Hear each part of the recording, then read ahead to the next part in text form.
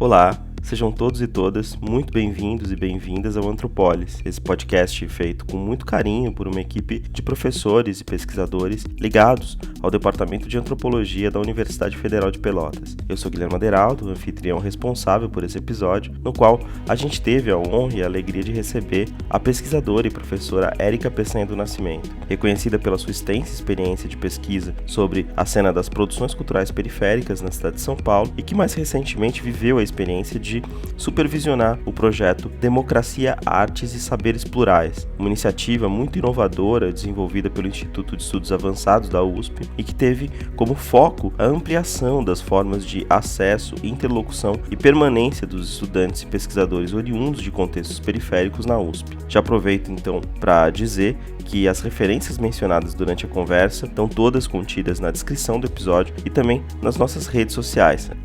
@antropolispodcast. Nesse longo e super agradável papo com a Érica, eu contei com a companhia da Rosângela Faquel, que é professora colaboradora do Instituto de Artes da UFPEL, e a gente também contou com a presença da Ediane Oliveira, a nossa querida Didi, que enviou antecipadamente uma pergunta para a Érica. Então é isso, fiquem agora com mais esse lindo episódio do Antropolis.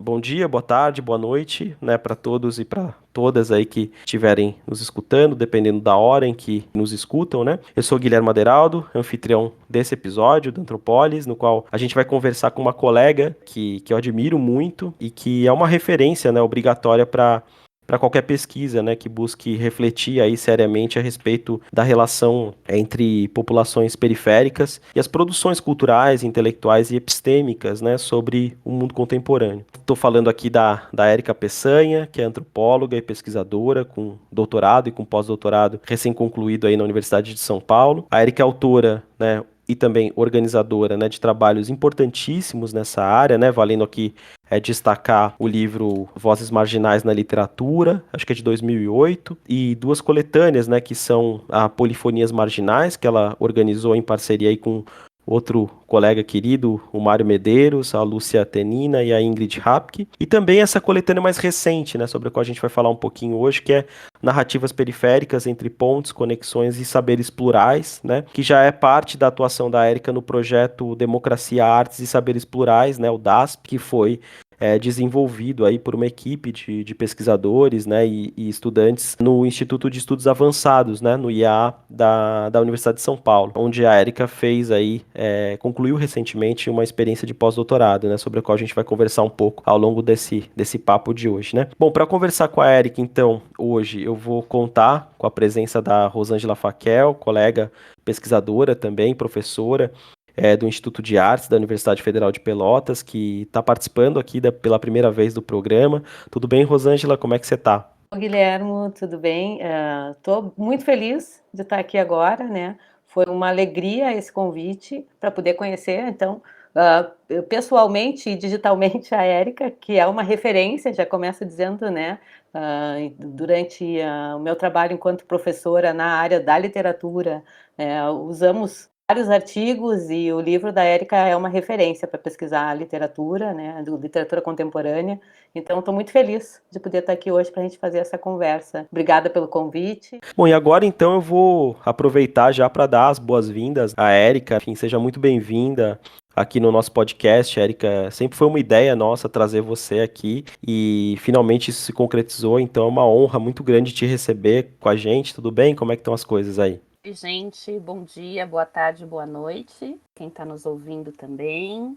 Bem, espero que todo mundo esteja, apesar desse contexto difícil. Quero começar também agradecendo a esse convite, a esse espaço. Todo mundo que produz conhecimento, é sempre uma alegria ter espaço para divulgar as suas pesquisas, divulgar as suas produções e para falar da sua trajetória e de outras referências também. E quero também ressaltar que é uma alegria saber, poder ouvir aqui e saber que os meus trabalhos também ficaram como referência para outros pesquisadores, porque o processo de produção acadêmica, por vezes, é muito solitário, né? Ele é muito individual também, em muitos momentos.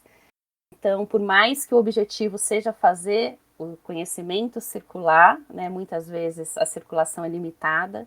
Toda vez que eu conheço alguém que diz que leu o meu trabalho, que se utilizou do meu trabalho, que criticou o meu trabalho, fico muito contente. Espero que aqui seja mais uma oportunidade para fazer circular essas produções, aquilo que eu penso, aquilo que eu produzi como pesquisadora, e replicar esse conhecimento e criar pontos com outros pesquisadores e outras pessoas interessadas em produção cultural da periferia e outras temáticas que eu investiguei também. Então, muito obrigada. Poxa, ótimo, ótimo te escutar, ótimo ter você aqui com a gente. Bom, então, Érica, assim, para começar, né, nossa conversa, de fato, eu queria te pedir uma reflexão, né, resumida, sobre a sua trajetória acadêmica, né? É você que sempre faz questão, sempre fez questão de reverenciar, né, politicamente a sua origem como intelectual negra enfim, de origem periférica, se formou numa universidade muito diferente dessa onde você vem atuando, né, como pesquisadora e como professora, né, ultimamente, né? Queria te perguntar se você poderia falar um pouco sobre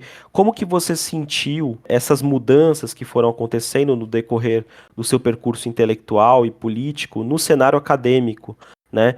E sobre como que experienciar essas mudanças, né, afetou as suas escolhas, né, de pesquisa e também o seu engajamento enquanto intelectual negra nesse momento do país. Bem, eu sou uma jovem senhora de 41 anos, né? Uma mulher que se afirma como negra, moradora de um bairro de periferia na cidade de São Paulo, Jaraguá, desde que eu nasci. Eu ingressei na faculdade com 17 anos, na Escola de Sociologia e Política de São Paulo, fiz o curso de Sociologia e Política. Depois, 2 anos depois, eu ingressei na Universidade de São Paulo para fazer pós-graduação em Antropologia Social, né? Mestrado e doutorado em Antropologia Social. E começo dizendo isso porque, apesar de ser uma mulher negra periférica, e apesar de entender o quanto essas marcas sociais pesam nas possibilidades de construção de uma carreira acadêmica, ou mesmo de alcance da escolarização, né, eu fui uma estudante com uma trajetória absolutamente linear. Isso tem a ver com os esforços da minha família e tem a ver com o valor que a educação teve, sempre teve, para minha família também. Acho que esse é um ponto importante começar essa conversa. De todo modo, eu ingressei na graduação no final dos anos 90, numa faculdade particular. No final dos anos 90, essa universidade que eu conheci pouco dialogava com as marcas sociais que eu carrego. Debate sobre ações afirmativas para as populações negras, indígenas, trans, estudantes de escola pública, ainda não havia aflorado no Brasil, né? A única iniciativa de apoio para a permanência de estudantes pobres na universidade privada era um modelo de financiamento estudantil, né? Que o estudante recebia o apoio para cursar a graduação e depois que concluísse a graduação, você tinha que pagar devolver esse dinheiro do crédito, né? Pagar esse crédito com juros. Então era esse o único modelo que existia. Acho que esse é um aspecto. Além disso, pensando essa universidade que eu frequentei, embora seja uma faculdade importante na história das ciências sociais no Brasil, né, a primeira escola de sociologia da América Latina, né, eu entendo que o currículo que me formou era um currículo que dialogava pouco com a produção de intelectuais negros e pobres, né, acho que o referencial ainda era eurocêntrico. Então, essa perspectiva decolonial não fez parte da minha formação, né? Então, a base da minha formação na graduação são autores ligados às tradições europeias, né? Sobretudo francesa e inglesa, né? E também norte-americana, por conta também das características da Escola de Sociologia e Política. Além disso, na graduação, eu passei por toda a graduação tendo poucos colegas negros, nenhum professor ou professora que não fosse branco ou branca. E por ser uma faculdade privada, também de pequeno porte, né, na época que eu estudei havia apenas 2 cursos, né, o foco era o ensino, o foco não era a extensão ou a pesquisa propriamente. Acho que isso também teve um impacto, né? Então, diferentemente da universidade pública, onde há mais oportunidades de engajamento em grupos de pesquisa, oportunidades de intercâmbio, há mais oportunidades de participação em projetos acadêmicos. A faculdade particular de pequeno porte não oferece isso. Então, eu entendo que essa era uma faculdade, acho que a típica faculdade a qual a população historicamente alijada do acesso de ensino superior é a típica faculdade que forma essa população, né? Então, foi uma faculdade com um número reduzido, acho que de oportunidades de aprendizado, né? E acho que ainda isso se mantém com relação às faculdades de pequeno porte que vão atendendo aí a população de mais baixa renda. Então, acho que também é importante pensar que a graduação foi muito distinta da pós-graduação também por conta dessa experiência numa faculdade particular, né? E por mais que talvez isso seja mais evidenciado hoje nas discussões sobre ensino superior, há diferenças significativas de se formar numa faculdade particular, de pequeno, grande porte, de acessar a universidade pública, né, com sua gama de possibilidades aí. Então, eu chego na USP, né, na universidade pública, em 2004. É a universidade onde eu estou até os dias de hoje, né? Então, acho que o primeiro ponto importante para falar dessa universidade pública é que ela representou também um marco na própria história da minha família, né? Porque gerações anteriores à minha, considerando tanto o lado paterno como o lado materno, tinha apenas um membro, que foi o meu pai, tinha chegado até a graduação, né? Tinha concluído até a graduação e também foi numa faculdade particular. Então, a história da minha família era de uma pessoa que tinha concluído o nível superior, na geração anterior à minha, muitos analfabetos e semi-alfabetizados, né? Então, além de mim, eu tenho 2 irmãos mais velhos que também cursaram o nível superior numa faculdade particular, mas eu me tornei a primeira pessoa da minha família a acessar a universidade pública. Nesse contexto da pós-graduação, também pensando isso, né, de quais foram os contatos que eu tive, quais eram as características dos meus colegas, dos professores, do currículo que me formou, me lembro bem que no mestrado, eu tive um colega negro que ingressou comigo no mestrado e depois um colega negro que ingressou comigo também no doutorado. No caso desse colega negro do mestrado, ele desistiu após um ano de curso. Ele desistiu justamente porque ele não conseguiu alcançar uma bolsa de pesquisa, né? Naquela época em que eu cheguei na pós-graduação, o critério para distribuição de bolsas era a lista de classificação no processo seletivo. Não havia nenhum critério socioeconômico para essa distribuição. Meu primeiro semestre no mestrado, por conta disso, foi um semestre muito difícil. E ainda com essa experiência de ter uma única pessoa parecida comigo, que tinha um perfil socioeconômico parecido também, e que desistiu por dificuldades financeiras, né? Então, para além disso, no departamento de antropologia, onde eu estudava, e na época eram 15 professores, mais ou menos, havia apenas um professor negro, né? O Kabengele Munanga. Infelizmente, eu não tive a oportunidade de ter como professor, né? Esse mesmo departamento, hoje, né, não tem um perfil tão modificado daquele que me formou, né? Eu ingressei em 2004 na antropologia da USP, né? Então, não é um departamento muito diferente disso, né? Se for pensar na minha formação, né? Então, considerando desde esse departamento, ou mesmo a unidade ao qual esse departamento é ligado, né, a Faculdade de Filosofia, Letras e Ciências Humanas da USP, né, minha formação teve quase nada de autores latino-americanos, nada de perspectiva decolonial.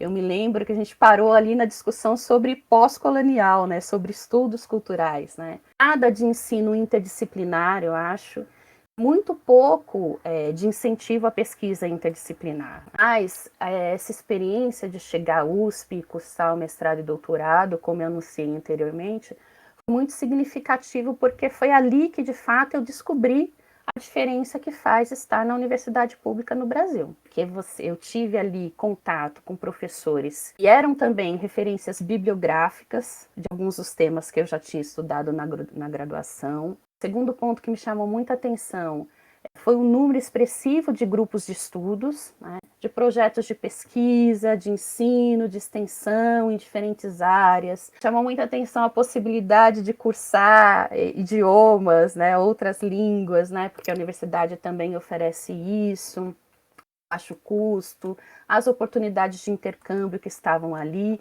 e mesmo o contato com professores de diferentes partes do mundo, né? E eu entendo que essa estrutura da universidade pública brasileira faz toda a diferença na vida dos estudantes, especialmente estudantes como eu, né?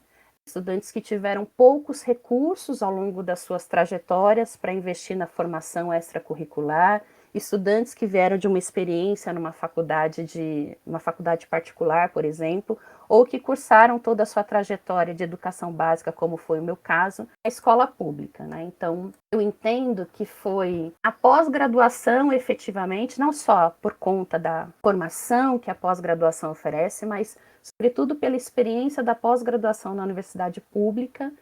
De fato, a universidade passou a significar para mim a experimentação da vida acadêmica. Eu acho que esse ambiente e essas oportunidades que a universidade pública oferece, que de fato aproximam, essas oportunidades aproximam os estudantes, os jovens pesquisadores da vida acadêmica. Mas eu entendo também que ali, ao mesmo tempo que eu estava aprendendo a ser uma pesquisadora, a ser uma acadêmica e a produzir a minha dissertação e a minha tese, eu estava também aprendendo esse ethos da academia, né, que muitas vezes é muito mais distante, né? Não estou falando nenhuma novidade para qualquer pessoa que leu a produção do Bourdieu, isso está muito evidenciado nos estudos dele também, mas de todo modo era ali que eu estava aprendendo também um certo ethos acadêmico, né, que era bastante distante da realidade da minha família e das experiências que eu tinha tido. Então, é ali que eu aprendi um jeito de falar específico, modo de me portar como intelectual, compreender a dinâmica de participação em eventos como ouvinte, como autora, entender também a dinâmica das relações que devem ser estabelecidas com professores e pesquisadores, compreender também essa disputa pela atenção, pelo prestígio, pelo reconhecimento, pelas oportunidades, né, e possibilidades de participação em projetos de professores e pesquisadores. Eu me identifico muito com tudo que você está falando, porque eu sou a primeira pessoa da minha família também a ingressar na universidade, né? Enfim, tem toda uma série de questões, né? E tudo isso que envolve esse ethos, né? Acadêmico, quem o professor escuta, né? E quem ele não escuta, né? Assim, como você tem que falar para ser escutado. Enfim, eu acho que essas coisas todas marcam muito profundamente, eu acho que a experiência de quem não descende de uma certa aristocracia intelectual que entende a universidade como uma espécie de uma extensão das suas casas, né?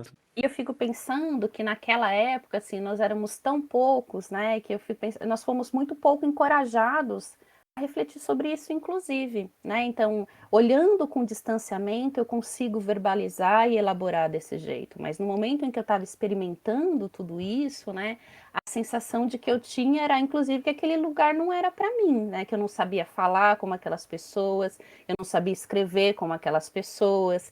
Quando os professores davam textos em inglês, em francês ou em espanhol, e aquilo era tão, usar o termo natural, muito embora, né, para um cientista social esse é um termo absolutamente inadequado, mas enfim, mas era tão acessível, né, eu talvez vou usar o termo aqui do Guilherme, tão confortável para aquelas pessoas, e para mim era uma dificuldade, né, assim, porque eu não tinha o hábito de ler em outros idiomas, então, assim, é correr atrás de muitas coisas estando ali. Eu me lembro que, logo que eu cheguei na universidade, né, descobrindo essa coisa de oferta de cursos, eu me matriculei no inglês, eu me matriculei no francês, me matriculei num curso maravilhoso que havia na USP, que era de redação acadêmica, para eu aprender a escrever, não era só aprender as normas da ABNT, né, mas aprender a construir um texto a partir da forma de argumentação acadêmica, inclusive, enfim. Então, eu fico pensando que talvez, né, hoje eu consigo, com esse olhar distanciado, elaborar desse jeito, mas eu gostaria de ter encontrado mais pessoas pudessem ter compartilhado essa discussão comigo, né, ou ter sido encorajada, ou até que essa discussão tivesse feito parte da minha experiência acadêmica ali na formação da pós-graduação, né. Então, acho que também os professores precisam ficar muito atentos, né, a essa universidade de hoje em dia, que tem tantos perfis sociais distintos, mas em construir um ambiente que seja não só formativo desse ponto de vista teórico, metodológico, né, mas formativo também e acolhedor, e não inibidor, e não excludente, considerando as diferentes trajetórias que vão compondo essa universidade também.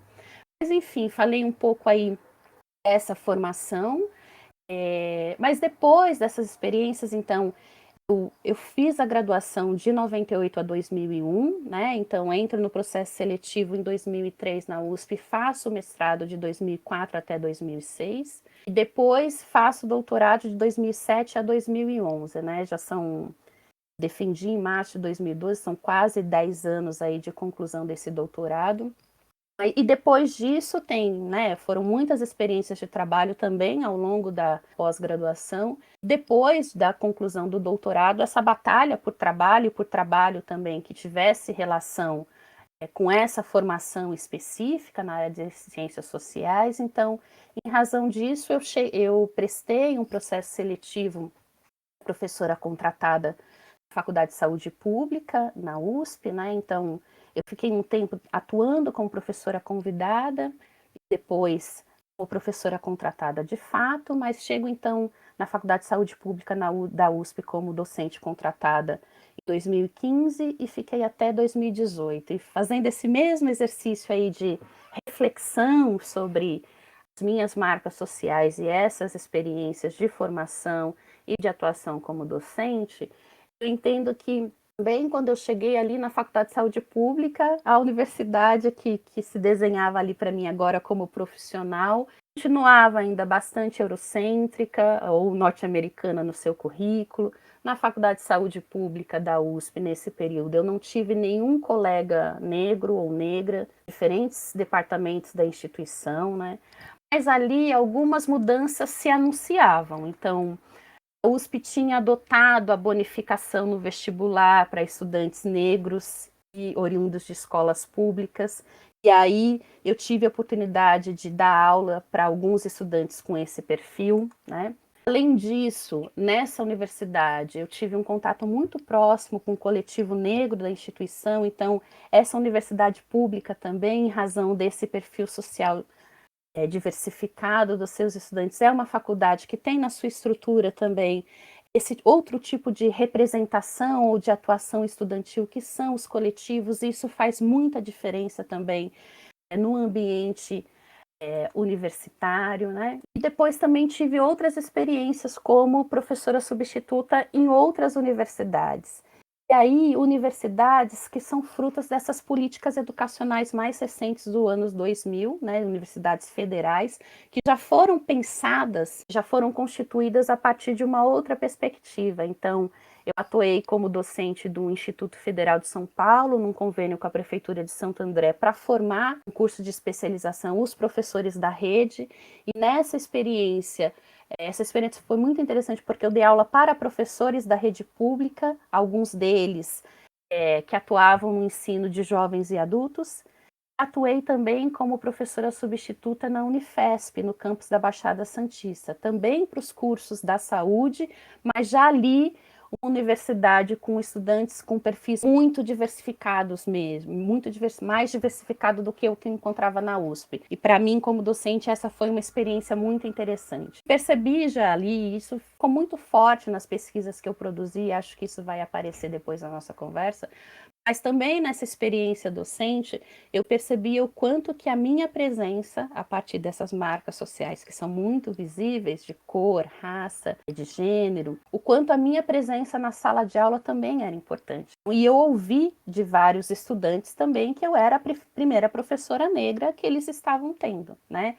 E era uma primeira professora negra que não estava ali, né? Porque não se trata apenas da presença física, trata do repertório social, das referências teórico-metodológicas que nós carregamos para a sala de aula também. Acho que isso é muito presente nas pessoas que vão se conscientizando das suas diferentes identidades, né? as marcas sociais se impõem, né? Então, elas se impuseram também na minha trajetória como intelectual. Então, como uma mulher de periferia, a todo tempo eu era impelida a responder, seja pelos meus interlocutores, seja pelos meus colegas professores e pesquisadores, por que eu estudava periferia, por exemplo, né? E, do mesmo modo, em todas essas experiências profissionais, essas marcas sociais eram muito visibilizadas, por vezes, para situações de muita exclusão e violência, e por outras vezes por essas situações também de identificação positiva dos estudantes, dos colegas, enfim. Um pouco antes de eu ingressar na Faculdade de Saúde Pública da USP, eu tive uma primeira experiência de estágio pós-doutoral na Faculdade de Educação, né? Foi de 2013 até 2015, né? Sob a supervisão da professora Marília Espósito, que foi uma professora que eu conheci na minha banca de doutorado. Para mim foi muito importante, porque eu estava numa experiência profissional que não tinha tanta relação com a minha trajetória acadêmica, sentia muita falta de voltar a produzir conhecimento, voltar a circular. Então, tive essa experiência de pós-doutorado, dando continuidade às pesquisas que eu tinha feito no mestrado e no doutorado, que foram sobre produção cultural da periferia. E aí, no primeiro pós-doc, então, quis discutir as perspectivas de profissionalização na área cultural para jovens de periferia. E acho que esse primeiro pós-doc foi muito importante para mim, porque ali também eu experimentei, acho que, outros aspectos da vida acadêmica, que eram inéditos para mim até então.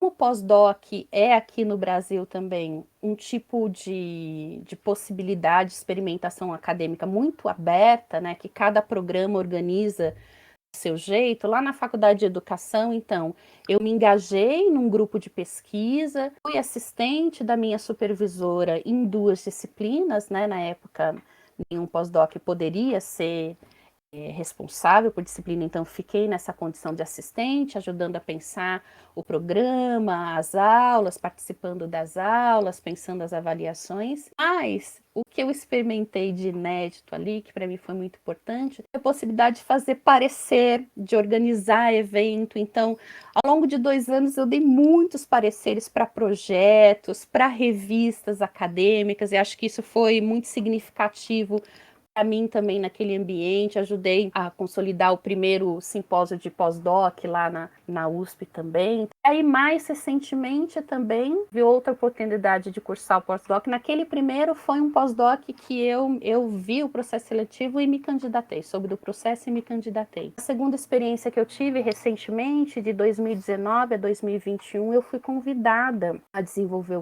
o pós-doc no Instituto de Estudos Avançados da USP, e ali, especificamente, então, eu desenvolvi também uma pesquisa que foi um estado da arte sobre literatura e periferia no Brasil. Então, analisando os trabalhos de mestrado e doutorado que foram desenvolvidos aqui no país até 2018 sobre a temática da produção literária da periferia. Nessa experiência do pós-doc no IEA, sendo o IEA uma unidade ímpar na USP, né? É um instituto de produção de conhecimento, de realização de eventos, não é uma unidade de ensino especificamente. Então, um ambiente absolutamente multidisciplinar, tem a circulação de muitos pesquisadores de diferentes lugares do mundo, tem uma produção intensa de publicações e de eventos acadêmicos. Então, essa outra experiência foi significativa também para essas outras experimentações, também pela oportunidade de coordenar um projeto acadêmico muito ambicioso, que envolveu muitos estudantes. Então, também teve essa experiência aí de gestão de um projeto acadêmico que foi marcante para mim, sobretudo porque se tratava de um projeto que visava aproximar a USP das periferias em diferentes ações, que era um projeto protagonizado por estudantes negros e periféricos. Então, nesse sentido, foi muito significativo para mim poder contribuir com a formação desses pesquisadores e ter esses pesquisadores com essas marcas sociais também fazendo parte da minha trajetória e da minha produção intelectual. Bom, então. Bom, primeiro eu quero começar dizendo, Érica, que delícia de escutar. Tu tens um jeito de falar, assim, muito cativante e que borra esse limite dessa coisa dessa fala acadêmica, que às vezes é tão, né, a gente às vezes, até quando se dá conta que tá, porque é bem isso que tu falaste, né, somos inseridos nesse ethos e vamos assumindo essa couraça, como diz um orientando meu, essa couraça burocrática, assim, Então, te escutar falar, assim, foi muito bom. Te agradeço muito pela tua fala. Fizeste algo que para mim foi genial, que é falar do teu percurso pessoal, e tu tá, de certa forma, também dando a ver todo um contexto, né, que nós, como somos contemporâneos, eu sou um pouco mais velhinha, né, já estou com 50, temos uma contemporaneidade no processo aí do mestrado e do doutorado, a gente vivenciou isso. Quando tu vai falando, sabe, tanto é que o próprio Guilherme entrou para dizer, né, como se sentiu, né, afetado nisso, e eu também, né, pensando assim, eu também tive a dívida para pagar na faculdade particular, anos para pagar, meu irmão ainda está pagando, né, então a gente quando vê depois surgirem as políticas públicas, né, eu que depois fui professora de uma universidade comunitária, mas comunitária paga, né, então, ir lá poder ver como os alunos tinham esse acesso a coisas que a gente não tinha, né? Essas bolsas, poder fazer, né? E agora a gente acompanhar todo esse desmonte é uma coisa, enfim, muito, muito triste, né? Então, quero agradecer a tua fala, assim, me senti muito contemplada também. E acho que é uma fala, assim, que tem que reverberar, porque tu consegue fazer, a partir da tua experiência pessoal, dar um contexto do nosso país, né? Desse momento de transição que a gente viveu para uma coisa boa e que agora, sim, e com todas as críticas que a gente faz, né? Porque é óbvio que a gente vai olhar e vai ver, mas hoje tá, a gente começava falando, né, Guilherme, que o contexto às vezes nos deixa um pouco desmotivados, mas quando a gente está aqui, né, tendo essa interlocução, eu acho que a gente se reanima. E acho que a tua fala, assim, consegue, sabe, passar para as pessoas que não são, né, a gente conseguir falar sobre isso, porque muita gente que não está ainda na universidade não sabe a importância. E aí, quando vê esse desmonte, não sabe o que a gente está perdendo. Essa beleza da diversidade que eu fui encontrar lá na UFPEL quando eu cheguei a dar aula, né? E achei bem importante tu falar do teu pós-doc, porque é aí que eu queria conversar contigo sobre a tua pesquisa, como é que ela seguiu. Porque como a minha formação, né, no mestrado e doutorado foi em literatura comparada, eu não estudo literatura, eu estudo audiovisual, né? Mas atravessa toda essa questão enfim, dessa formação teórica e tudo isso, né? E acompanhando sempre os processos. E depois, quando eu vou dar aula lá na universidade, essa que eu dava então na literatura, venho com muitos alunos e alunas que vão pesquisar, né? Querer pesquisar, por exemplo, rap, né? Querer pesquisar outras linguagens.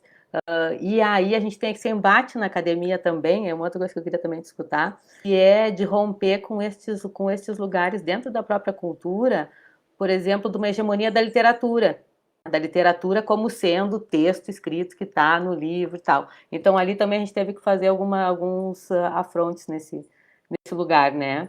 E aí queria discutir um pouquinho sobre essa questão, como é que tu vê nessa relação dentro da academia, da gente pensar essas outras produções culturais, né? E queria saber também, já aproveito, né, Érico, saber se tu seguiu, agora tu disseste no pós-doc, pesquisando também a literatura, como é que tu tá vendo esse campo hoje?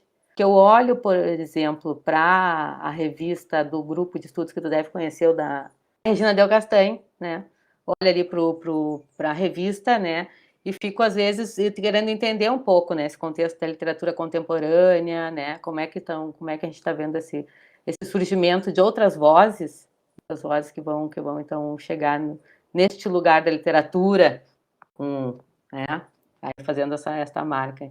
Então, a princípio, seria isso que eu queria te escutar um pouquinho, saber como é que está a tua pesquisa e como é que tu vê essa relação dentro da academia dos outros produtos culturais. O campo da literatura, porque a literatura se fecha um pouco em si. Poxa, muito bacana te ouvir também, Rosângela, muito boa a tua questão. Érica, agora eu vou repassar uma pergunta que uma colega nossa do podcast, que não pôde estar aqui presente, né, hoje, enviou para você, né? Tô falando aqui da Ediane Oliveira, a Didi, né? Ela mandou uma perguntinha, eu vou repassar para você agora, e aí você responde num bloco só a pergunta da Rosângela e da Didi, tá bom? O áudio que a Didi mandou tá com um pouquinho de eco, mas dá para entender perfeitamente. E aí, na sequência da sua resposta, a gente continua aqui nosso papo, tá bom? Vamos ouvir a Didi, então.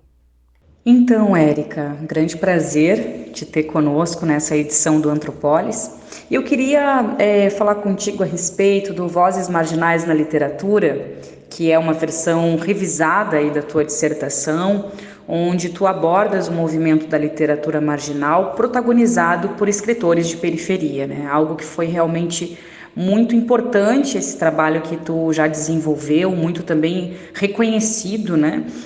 Como uma referência mesmo. E eu gostaria de te perguntar, então, a partir desse trabalho, Vozes Marginais na Literatura, o que tu destacaria que mudou ou que acabou se atualizando de lá para cá, né? Porque se a gente for pensar 2009, essa última década aí teve muitas mudanças, né? Então, especialmente nessa última década, a partir das pesquisas que tu fizestes posteriormente a essa pesquisa. Como que você vê, por exemplo, a importante organização cultural e política de mulheres negras na arte, né? E aí a gente tem o slam, o rap, o cinema e outras tantas formas de expressão artística. Como que tu enxergas isso na atualidade? Porque para mim é muito importante também essa pergunta. Recentemente eu tive a alegria de organizar um e-book com escrevivências de 5 autoras, poetas negras aqui do Rio Grande do Sul. Então, uma rapper, 2 slamers, uma pesquisadora e uma professora de literatura. E essa experiência foi muito rica, foi muito enriquecedora a partir da potência dos textos, da experiência compartilhada que a gente teve durante todo o processo da realização dessa publicação. E também na construção, né? Porque não foram apenas textos que foram colocados, mas pensar junto esse projeto foi muito interessante com elas. E eu percebo que o teu trabalho também é esse, pensar junto, compartilhar junto, produzir junto. Então, gostaria de te perguntar a respeito disso. Não, tranquilo.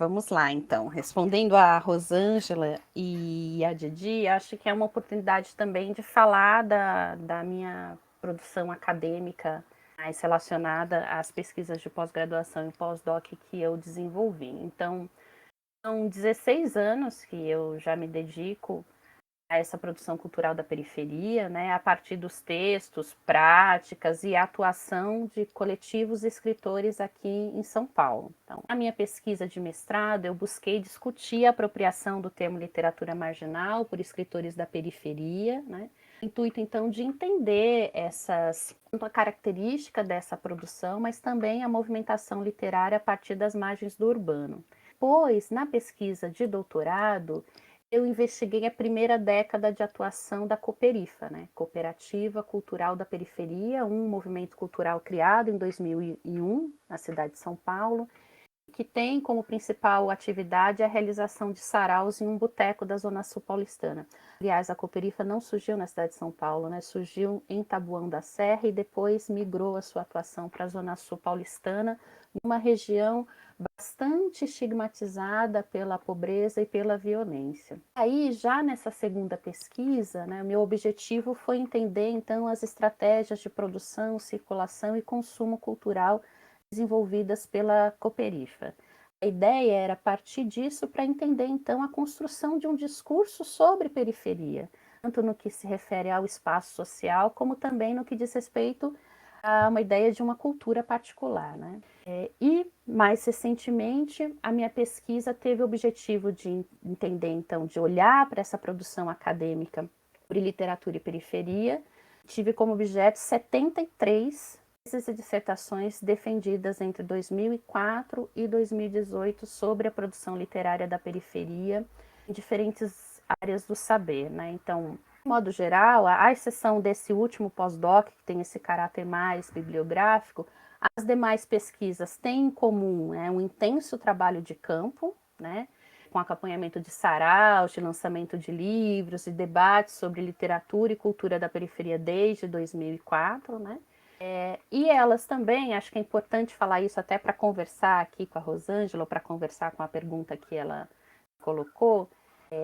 Para além disso, essas pesquisas foram realizadas no campo da antropologia e, quando não realizadas especificamente no campo da antropologia, foram realizadas a partir do instrumental e das referências da antropologia. Então, as minhas pesquisas também têm em comum esse esforço, como o Didi colocou na pergunta dela, de ressaltar o ponto de vista e a vivência própria dos escritores que foram estudados, né? Então, ainda que meu ponto de partida tenha sido a literatura produzida nas periferias. Sempre privilegiei mais os sujeitos e o contexto dessa produção do que os textos propriamente, né? Então, sempre me interessou, como cientista social, compreender esses perfis, as trajetórias dos escritores envolvidos, seus discursos sobre literatura e periferia, as conexões que esses sujeitos estabeleceram com o poder público, com o mercado cultural e com os movimentos sociais para fazer circular os seus produtos e ações.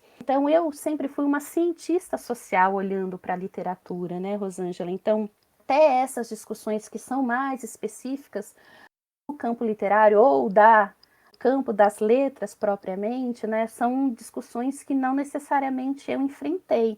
Então, para mim, essa questão, né, eu me lembro que uma das críticas que eu recebi, por exemplo, uma crítica não, um parecer que eu recebi quando eu submeti, é a única experiência que eu tive de submeter a minha dissertação para uma editora, né, na época em que eu tinha a expectativa de transformar em livro, e uma editora universitária, e eu recebi um parecer que dizia assim, foi há muito tempo, mas eu não me esqueci, né, que não era possível publicar um livro, tinha no seu título o termo literatura, mas que não tinha se dedicado a analisar textos que poderiam ser reconhecidos como literatura, não tinha se ancorado no instrumental das letras para pensar esse objeto.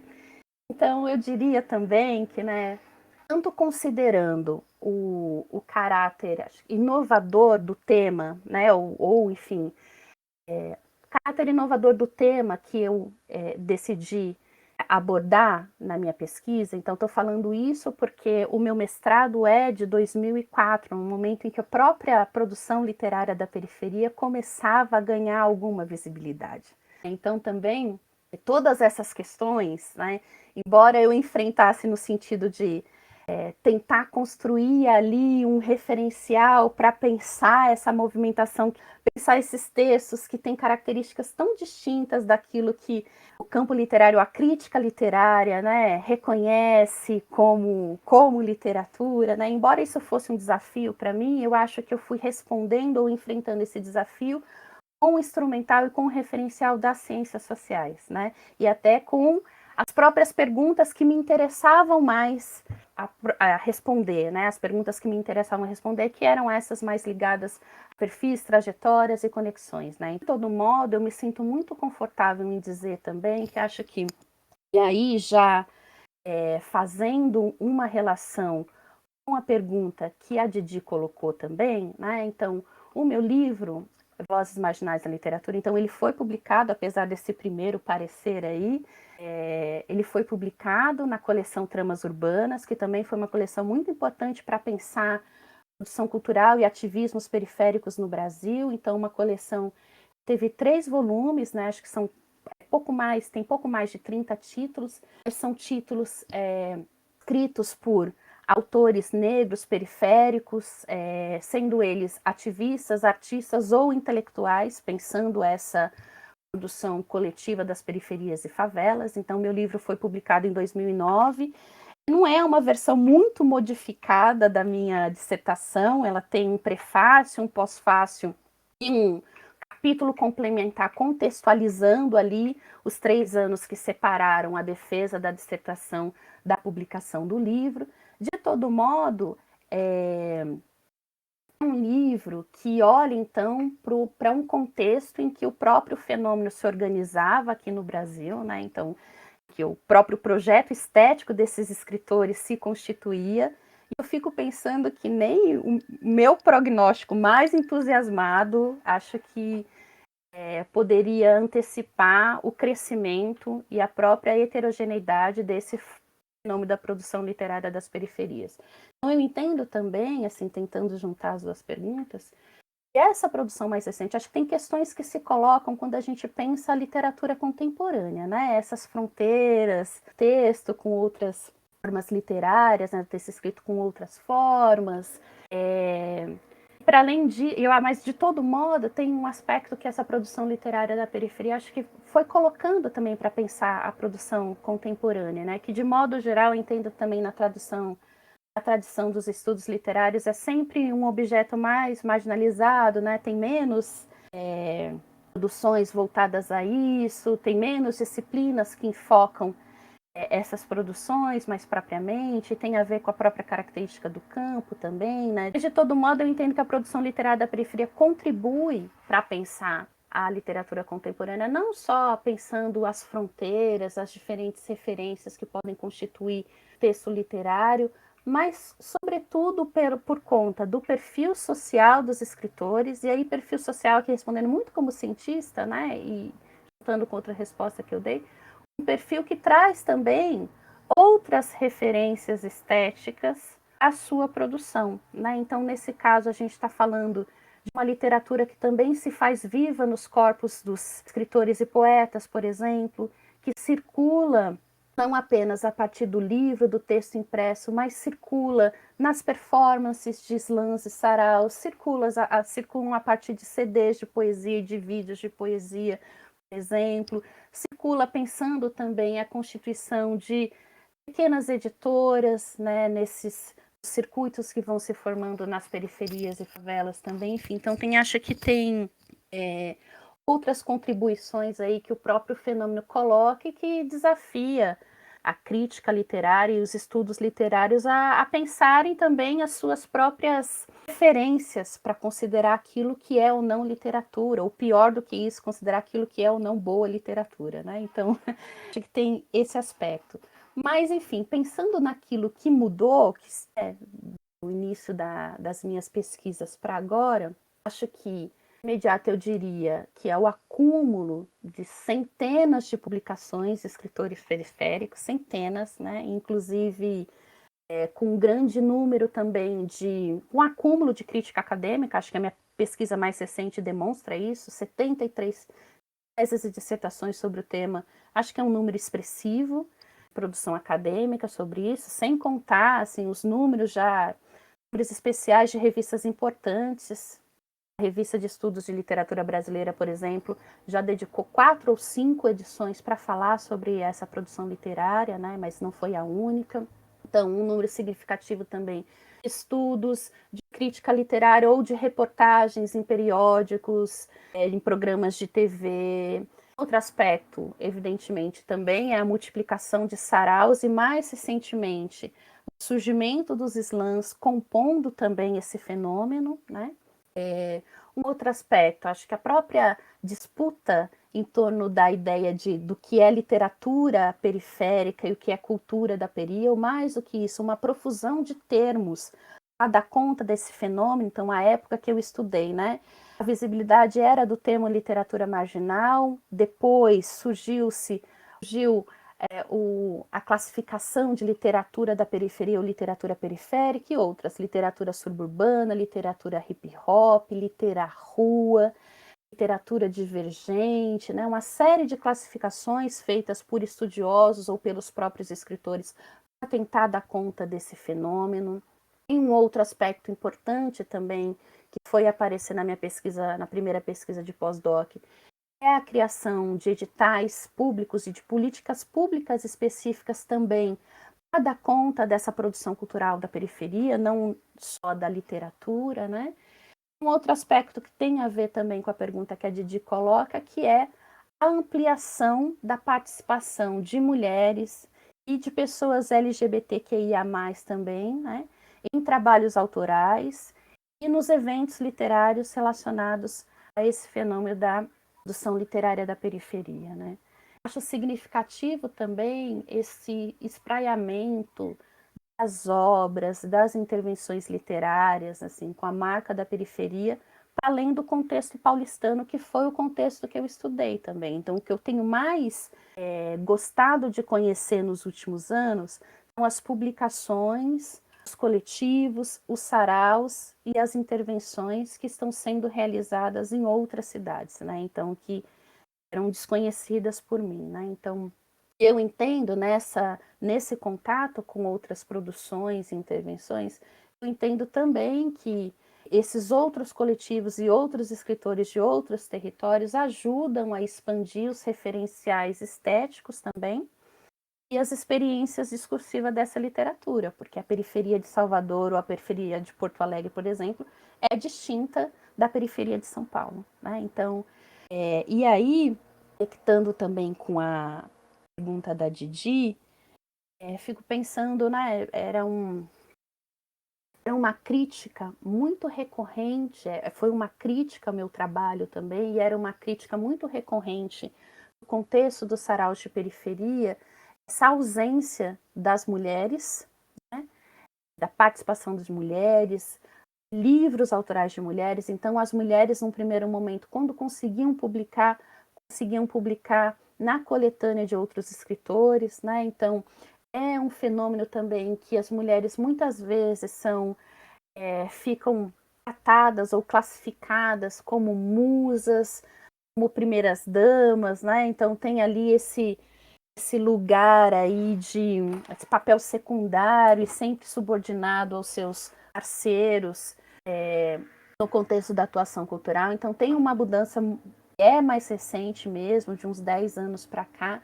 visibilidade das mulheres e das mulheres negras nessa produção. Acho que também a heterogeneidade desse fenômeno se deve à relação a marca do território, né, da marca social do território, com outras marcas sociais, né, de raça, evidentemente, de classe também, né, mas e mais recentemente de sexualidade. Então isso ajuda a compor o movimento de outra maneira, e como eu disse, isso tem um rebatimento nos textos também por outros referenciais estéticos e outras construções discursivas. Então acho que é bastante significativa essa presença, primeiramente para conseguir dessa possibilidade de ampliação, de visibilidade dessas pessoas que não participavam, que não tinham visibilidade no início do movimento. Então, elas estavam ali, mas estavam numa posição secundária ou subordinada aos homens. Agora conseguiram alcançar visibilidade a partir de estratégias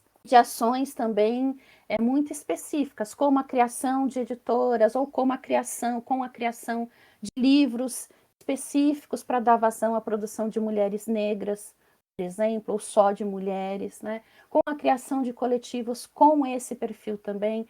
Aqui em São Paulo eu destaco, por exemplo, a criação do coletivo Fala Guerreira, inclusive, que não só fazia essa discussão e fazia de um jeito muito interessante, construindo relações entre a participação e presença de mulheres em movimentos culturais de periferia de diferentes linguagens no cenário contemporâneo, com a história da atuação de mulheres de periferia desde as décadas de 70, já que as mulheres sempre tiveram um papel central nas lutas, nas reivindicações e conquistas dos territórios periféricos. Aqui em São Paulo, sobretudo, os movimentos em torno de saúde, educação, reivindicação de infraestrutura para os territórios periféricos, deve à atuação de mulheres também algumas das suas conquistas. Então, o Fala Guerreira faz essa atuação, constituindo essa história aí de luta e conquista de mulheres negras periféricas, no contexto de diferentes periferias e favelas.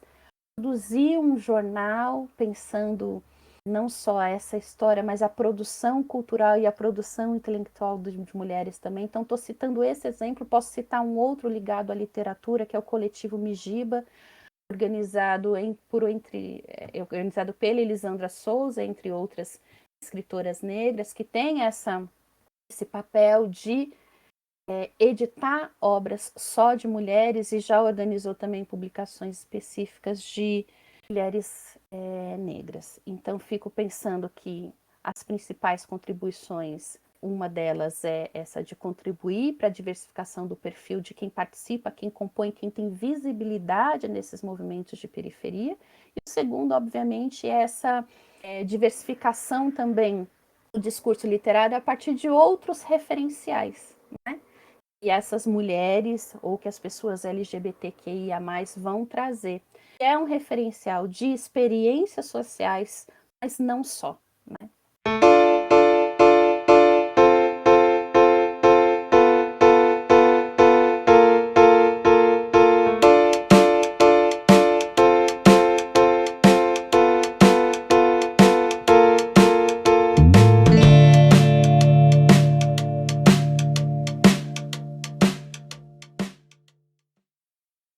Érica, vamos fazer então mais um bloquinho de 2 perguntas, uma minha e uma da Rosângela. Se a Rosângela me permitir, eu vou começar. Como a Rosângela falou, é muito instigante te ouvir. Eu acho que você fala de uma forma muito hospitaleira, né, para usar um termo que eu acho que é mais preciso, assim. E é muito bom, assim, né, esse diálogo com você, né, e tem muitas vizinhanças entre as nossas pesquisas, nossos interesses, né. E eu queria explorar uma dimensão disso, né, antes de falar um pouco do projeto do pós-doc, não sei se a Rosângela vai abordar isso, mas que, assim, eu tava te ouvindo falar, né, lá no começo e agora também, eu fico pensando, né, sobre essa posição epistêmica colonial que eu acho que ainda domina uma certa hegemonia do pensamento acadêmico, né, no brasileiro. Apesar da universidade estar mudando muito, eu acho que tem muito disso ainda. E eu queria abordar um efeito disso, né, porque quando eu comecei a me interessar por pesquisar a produção audiovisual periférica, né, para mim, assim, quando eu fui a campo, uma das primeiras coisas que me marcou profundamente, né, era o trabalho de pesquisa dos realizadores, né? Ou seja, eu comecei a entender que antes do filme em si mesmo, existia uma peregrinação em busca de fontes, de leituras, de debates, de reflexões, de documentos, né? Ou seja, a produção do filme era uma busca intelectual. Assim. E quando eu lia o material, teses, dissertações, né, acadêmicas que existiam, esse material meio que encapsulava, encaixotava esses produtores, esses realizadores audiovisuais periféricos numa caixinha, né, que parecia que eles estavam fora da modernidade, que eles estavam num lugar que não era um lugar contemporâneo, era um lugar de atraso, quer dizer, ou seja, eram referências acadêmicas que no fundo reforçavam hierarquias, né, mas colocando, né, as questões como se elas estivessem no fundo produzindo um grande avanço, né, ao olhar, ao observar, ao dialogar com essas pessoas, né. E no fundo o que eu percebi era que existia no fundo a reprodução de hierarquias, né, profundamente colonizadoras, né, e inclusive o Daniel Fagundes, meu grande amigo, meu grande camarada, assim, você conhece ele falava isso, a gente precisa cavar os nossos lotes na modernidade, né, precisa mostrar que a gente tá dialogando, tá produzindo conceito, tá produzindo teoria também, né. E aí, nesse sentido enfim, a minha tese toda tem a ver com a minha tentativa de entender a operação intelectual, né? Porque eu estou partindo do princípio de que o acionamento desses dispositivos sociotécnicos, sei lá, câmeras, ilhas de edição, né, gravadores, hoje em dia até drones, né, eram operados por essas jovens, né? Hoje tem mais mulheres nessa cena. Na época que eu fazia pesquisa não tinham tantas, para pensar e para elaborar conceitualmente uma posição de enunciação, né? Para falar sobre a desigualdade urbana, né? Mas é uma posição central, não é uma posição periférica no sentido de que está fora do centro, né? E aí, eu estou falando disso porque eu queria trazer, né, uma questão que me parece muito pertinente, né, que interpela, né, os nossos interlocutores, né? Tanto os seus aí na cena literária quanto os meus nessa cena audiovisual periférica, né? Que é como lidar, né, política e também conceitualmente com esse qualificativo polissêmico de periferia, né, em relação aos modos de caracterizar essas produções, né. Isso porque muitas vezes a associação, né, dessas obras, né, literárias ou audiovisuais a certos referenciais mais essencialistas ou normativos, né, do que significa a periferia, tende a descomplexificar a potência intelectual dessas obras, né, porque acaba reforçando um certo isolamento identitário dos escritores ou dos realizadores audiovisuais, né? É como se o valor dessas obras só pudesse ser acreditado à origem social desprivilegiada dessas pessoas, né? Ou como se elas só estivessem autorizadas a falar sobre os seus territórios, né? E aí uma discussão que eu tenho visto no audiovisual é um pouco isso, assim, é como que claro que qualquer tipo de percepção que desconsidere a dimensão geográfica da periferia é desonesta. Não tem como a gente negligenciar o fato de que entre Higienópolis e o Grajaú, a diferença de expectativa de vida ultrapassa 20 anos, né? Então, assim, ou os lugares onde você tem um genocídio da população jovem negra. Óbvio que isso se expressa geograficamente, mas a periferia da perspectiva que está sendo abordada por essas produções me parece também tem a ver com o espaço vivido, né, com uma dimensão de experiência, com uma posição epistêmica, com uma perspectiva, uma forma de enxergar o centro, de enxergar a cidade, né? Por exemplo, um filme sobre o centro, sei lá, estava até outro dia falando sobre escrevendo sobre um filme do Daniel e da Fernanda Vargas, companheira dele, chamado A Gente Bexiga, que é extremamente interessante, né? E fala sobre o centro, mas desconstruindo uma certa imagem que tem daquela região como uma região italiana e mostrando como ela é um lugar importante para a memória de populações negras, de populações nordestinas, né? Então, assim, eu acho que essa tentativa de olhar mesmo para essas referências centrais e descolonizar a imaginação, né, desconstruir a ficção que muitas vezes é naturalizada por essas narrativas hegemônicas a respeito do que são esses espaços, isso é também uma forma de se posicionar em termos periféricos, né? Acho que e aí eu queria te perguntar um pouco sobre isso, né? Como é que você vê isso na literatura, né? Se principalmente nesse momento em que as novas gerações elas estão cada vez mais escolarizadas, né? Cada vez mais entrando, inclusive na pós-graduação, né? Eu acho que por exemplo, uma coisa que tem me chamado muito a atenção, e eu não sei se eu ainda vou escrever sobre isso, mas tem me chamado a atenção, é que vários dos meus interlocutores lá na época do doutorado hoje estão fazendo seus mestrados e alguns, inclusive, entraram no doutorado. Eu participei de 3 bancas recentemente de interlocutores meus, né? Então essas pessoas estão também buscando a academia para elaborar melhor, conceitualmente, teoricamente, essas questões que eles estão tentando trabalhar na produção artística, cultural, né? Então tem uma sobreposição, uma relação aí entre esse trabalho artístico e o trabalho acadêmico que me parece muito interessante, que eu acho que tem algum rebatimento aí nessa sua experiência recente, né, do pós-doutorado no Instituto de Estudos Avançados da USP, né? Enfim, eu não sei se eu falei muita coisa aqui, eu misturei muita coisa aqui, não sei se reaja como você quiser, mas a minha intenção foi um pouco trazer para você algumas angústias que ficam borbulhando aqui na minha cabeça, né, e que eu acho que são muito importantes, assim, para nós como pesquisadores dessa cena, e eu acho que também para as populações que estão diretamente produzindo, né, livros ou vídeo nessa cena também, né? Que é como construir uma concepção de periferia que não se permita ser capturada por uma determinada concepção colonialista, né?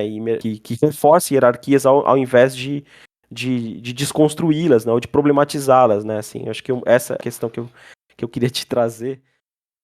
É super, tu me fizeste pensar muitas coisas, assim, a minha pergunta para a Érica foi se transformando, tá, Érica?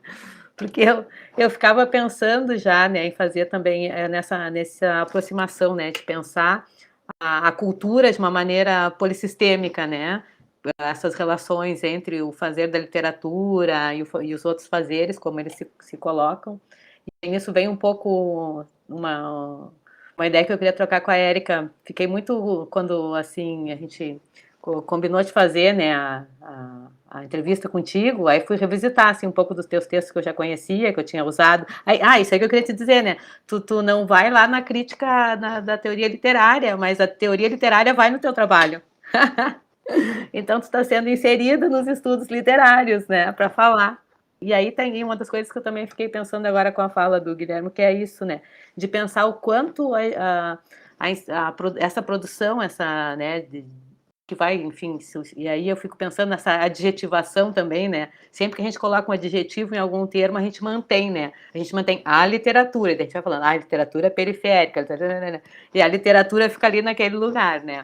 Enfim, e ficava pensando e como, à medida que esses trabalhos vão chegando na academia, e aí queria ver um pouco, Érica, da tua experiência, se efetivamente a gente consegue transformar o campo, né? Eu fico pensando nos trabalhos dos orientandos e orientandas que vão trazendo essas outras produções, e às vezes a gente tem que fazer alguns, né, enfrentamentos dentro da academia, porque senão e a gente peitar e dizer, não, isso aqui é literatura, isso aqui pertence, e vamos trazer. Se efetivamente tu acha que isso aí pode mover a transformação nesses campos, né, no campo da literatura, no campo do audiovisual, né, no campo, enfim, das produções culturais, né. Queria te perguntar também outra coisa. Eu vejo na tua escrita e no teu modo de pensar a respeito das produções culturais uma perspectiva que dialoga muito com os estudos culturais feitos na América Latina, né?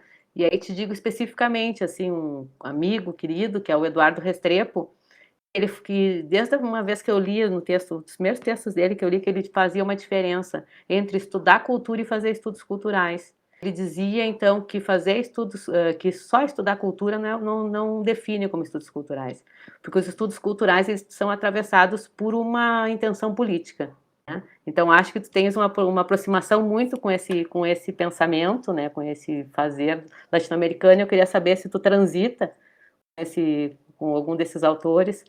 E tem uma coisa que é engraçada, isso também quem me chamou a atenção foi o Restrepo, que no Brasil os estudos culturais eles não tiveram uma grande profusão dentro da antropologia. O caso dele, que é antropólogo, e na Colômbia, em outros lugares, os estudos culturais estão aí. E aí, para ele, era muito interessante olhar para o Brasil e ver que os estudos culturais aqui eles tiveram a profusão na educação, na literatura, no campo, né, específico, e na comunicação.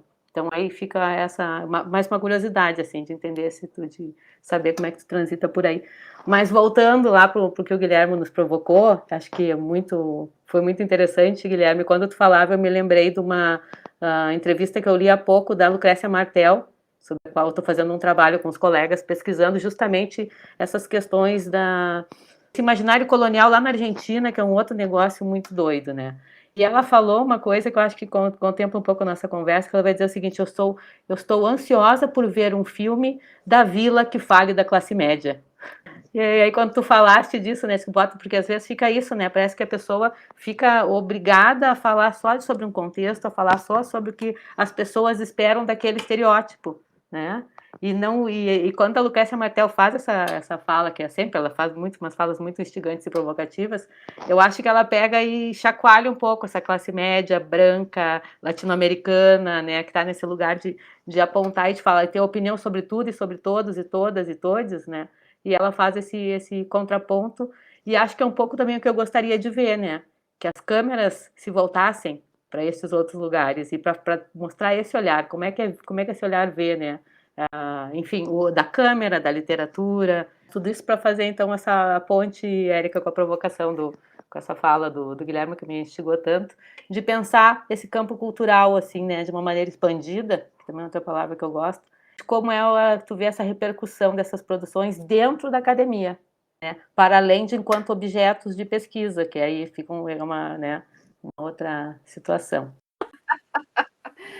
Ótimo, gente. Primeiro, Guilherme, você tem que escrever sobre isso mesmo. Acho que essa é uma questão que te persegue. Acho que também esse é um elemento que distingue também as nossas produções, né? Acho que já tive a oportunidade de compartilhar isso com você. Quando eu fiz o meu mestrado e depois o doutorado, olhando para a Cooperifa, que é movimento protagonizado, pensando ali nas suas lideranças e tal, por pessoas mais velhas, né?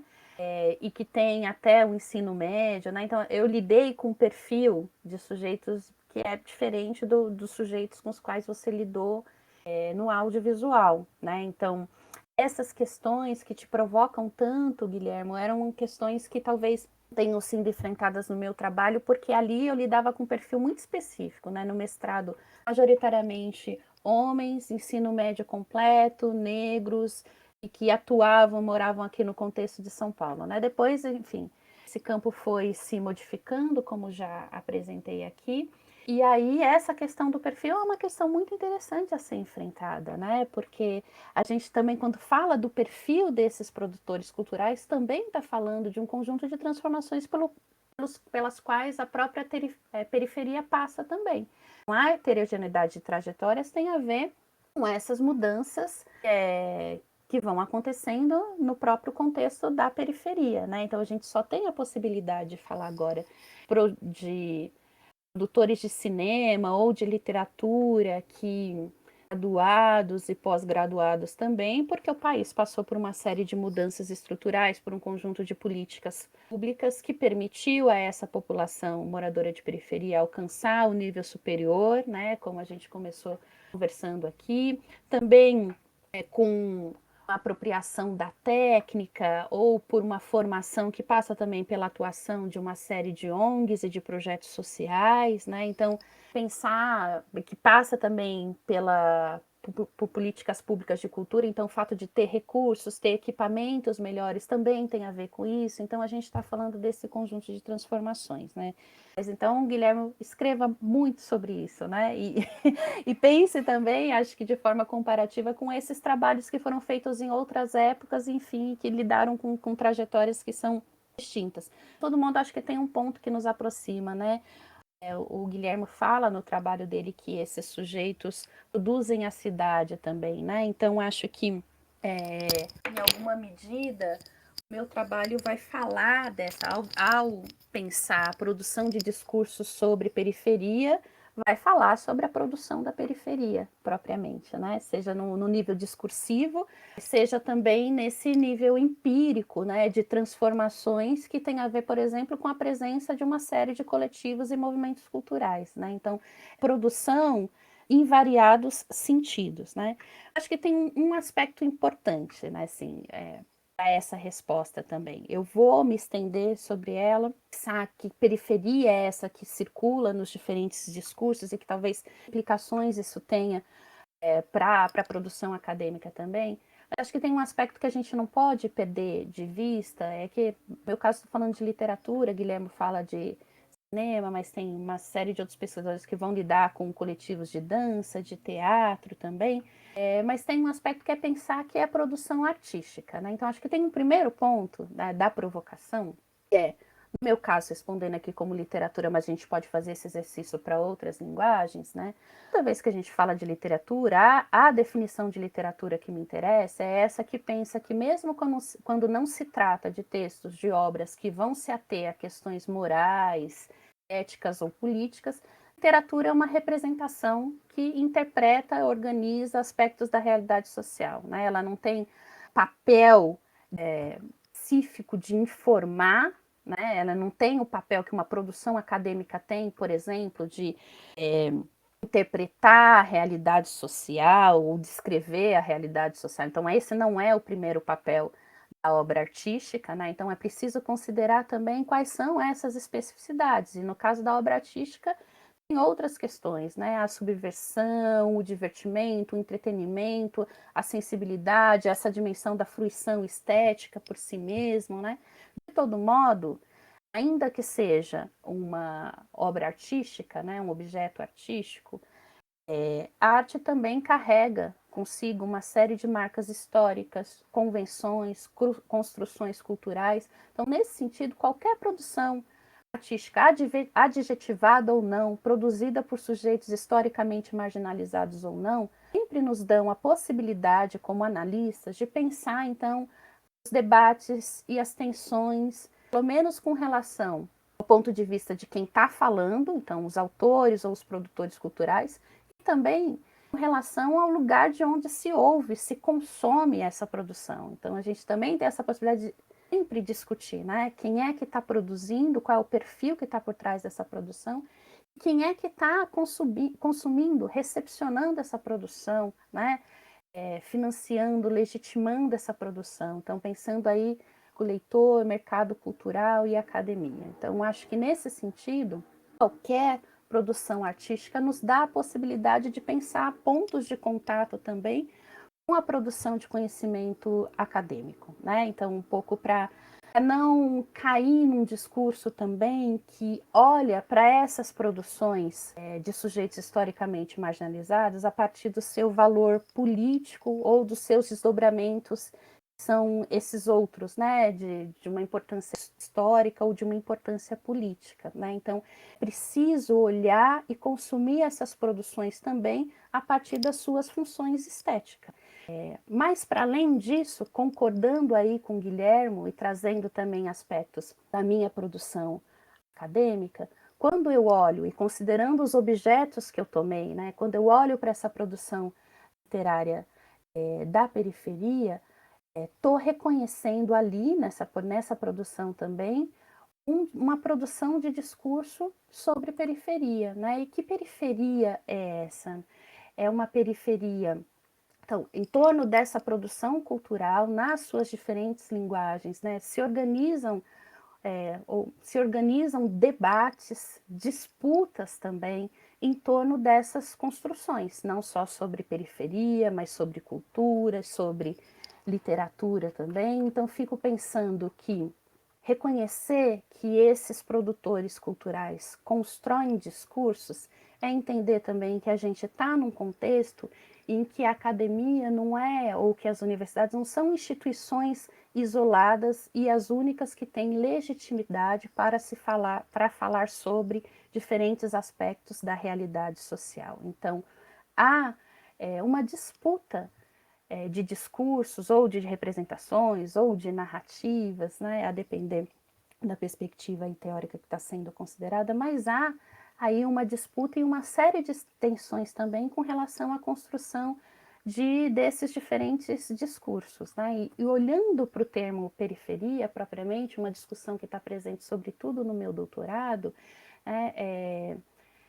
no momento em que a gente reconhece que há uma efervescência de produção cultural nos territórios periféricos, né, já a partir do final dos anos 2000 ali, ou mesmo no início dos anos 2000, quando essas produções culturais ligadas a diferentes linguagens artísticas começam a ganhar visibilidade, é um momento em que o professor Magnani também fala, em que o próprio termo periferia está sendo questionado com relação à sua pertinência, sua capacidade interpretativa e relacional. Né? Então, é um momento em que os estudos urbanos estão pensando a pertinência do uso do termo periferia, uma vez que o modelo padrão de segregação socioespacial centrado nessa ideia de que há um centro e uma periferia no território urbano era um padrão que não se observava mais no contexto das cidades.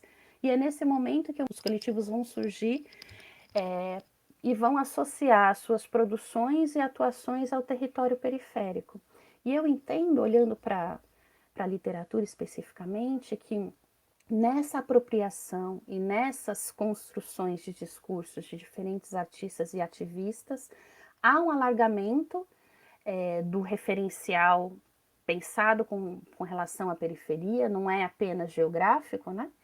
E há também uma mobilização de muitos significados. Então, no caso dos escritores que eu acompanhei, periferia servia para denotar uma certa realidade social muito concreta, de alguma precariedade de acesso a serviços e infraestrutura, de bairros com altos índices de informalidade ou violência, né? E outros também já com uma urbanização já consolidada, mas enfim, fazia referências a certas regiões da cidade. Além disso, a periferia também continha, né, nessa ideia de periferia, há uma inscrição étnico-racial muito forte relacionada à raça negra, né, e ao pertencimento negro especificamente. Obviamente, também uma inscrição de classe, a gente está falando de uma produção que é o de uma periferia, que o local de moradia da classe trabalhadora, mas das classes populares, sobretudo, né? E nesse contexto de efervescência cultural, é esse território, com essas marcas, com esses significados, que se torna uma referência para a atuação político-cultural desses sujeitos. Né? E a partir dessa referência, há uma criação de sentimentos positivos de pertencimento e afetividade com relação à periferia.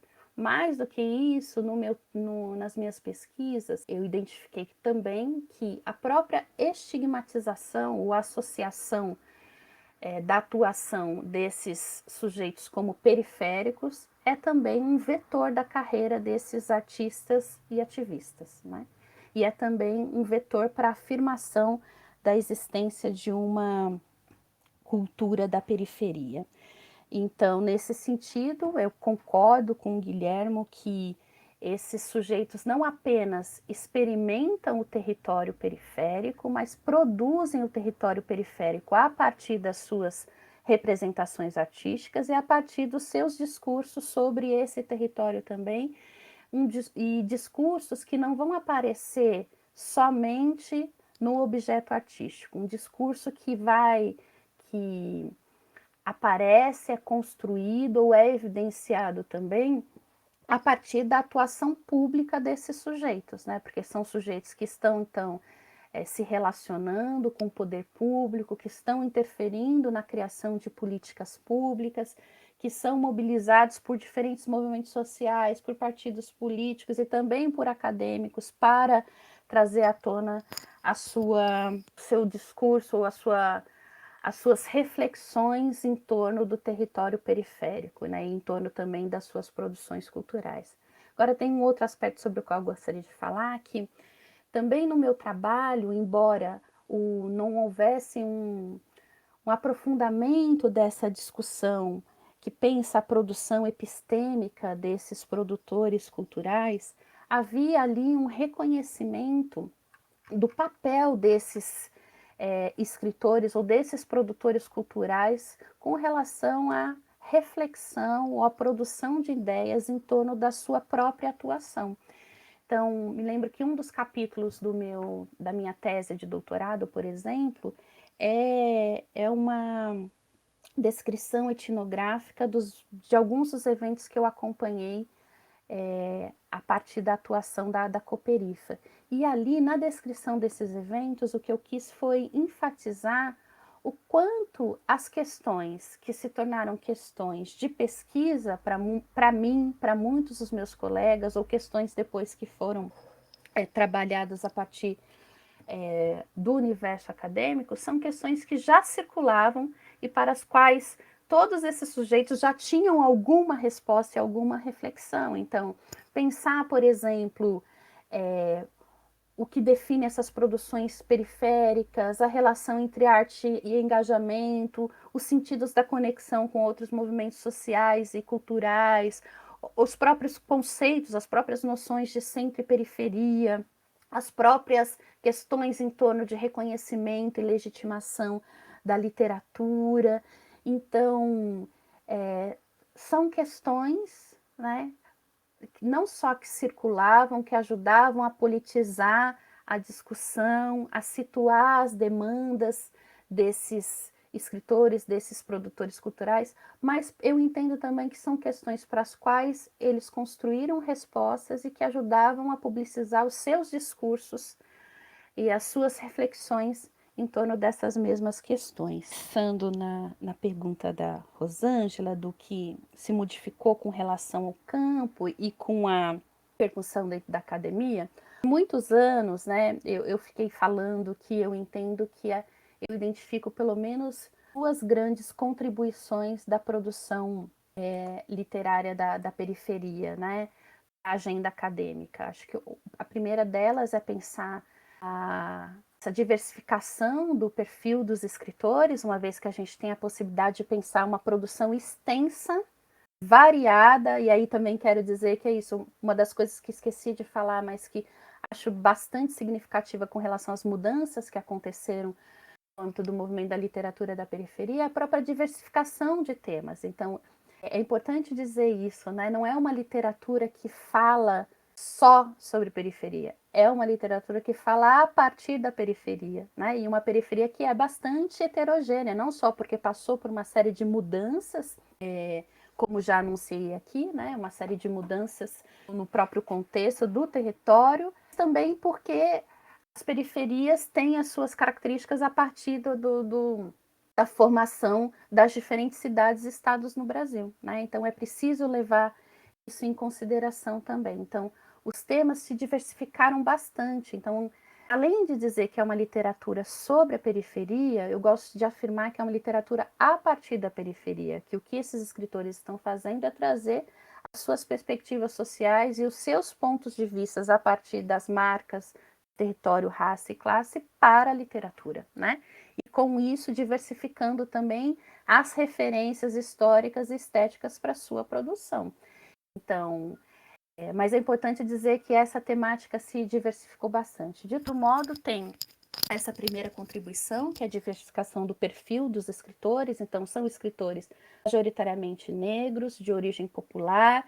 No caso, né, pensando ali, sobretudo os primeiros saraus, que tinham acessado até o ensino médio, mas mais recentemente, sobretudo a partir dos slams, são escritores que alcançam um ensino superior também, isso é bastante importante e vale a pena investigar aqui que contribuições ou que implicações isso tem para a atuação e para essa produção artística.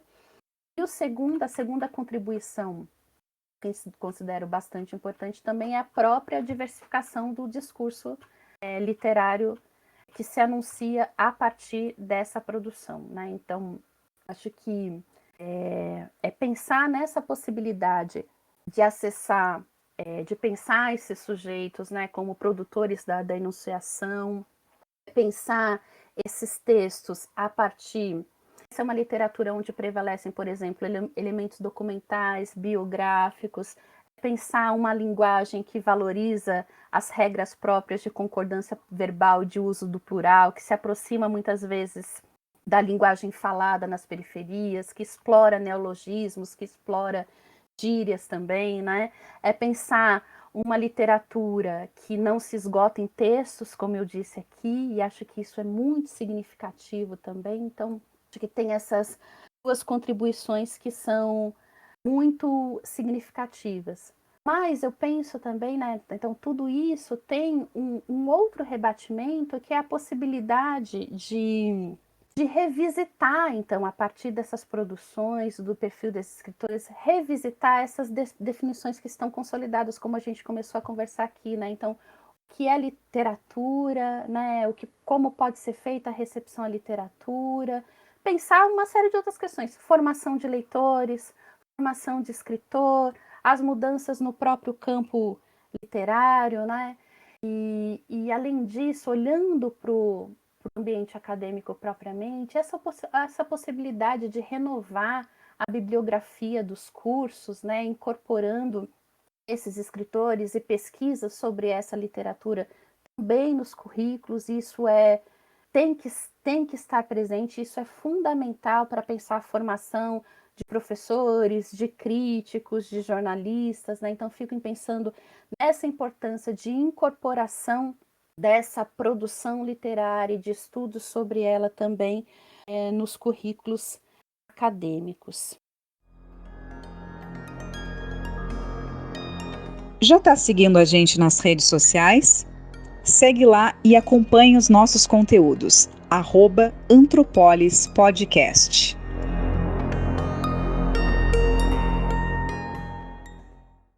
Estava vendo que a Ação Educativa ela produziu um mapeamento recente, né? Enfim, você com certeza conhece, né? Não sei se você participou disso, mas desse mercado, disso que eles vão chamar de mercado editorial periférico, né? E ela trouxe números, assim, até certo ponto surpreendentes, né? Pelo menos pro nosso ministro da Economia, né? Pro Paulo Guedes, que teve a coragem de dizer outro dia que pobre não lê. Né, num discurso elitista, né, como todos os discursos que ele faz, né, onde ele tentava defender a taxação de livros, né.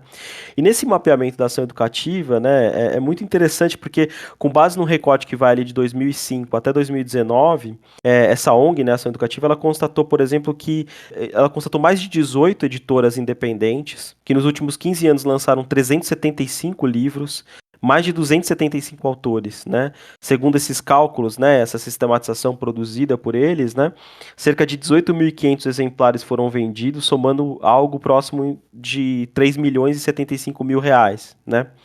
Claro que nessa conta vão entrar também vendas de livros de autores mais consagrados, como Ferrez, o próprio Emicida, né, que puxam essa corrente para cima, né?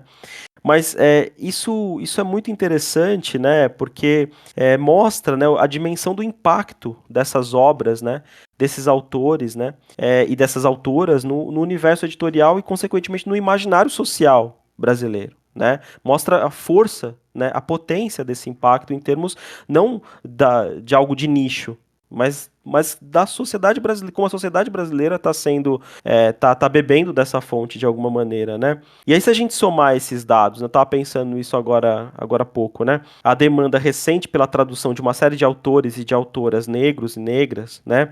De origem africana, né? Ou cujas biografias, né, foram construídas em meio a processos diaspóricos, né? Que é uma demanda cada vez maior para as editoras, e traduções e mais traduções estão sendo cada vez mais lançadas, né? Inclusive de autoras negras que publicaram publicaram lá na década de 80 e que nem nunca traduziu, agora começaram a traduzir, né? Será que é por acaso ou será que isso tem a ver com uma alteração do perfil dos alunos que ingressaram na universidade, que passaram a consumir produtos culturais, né?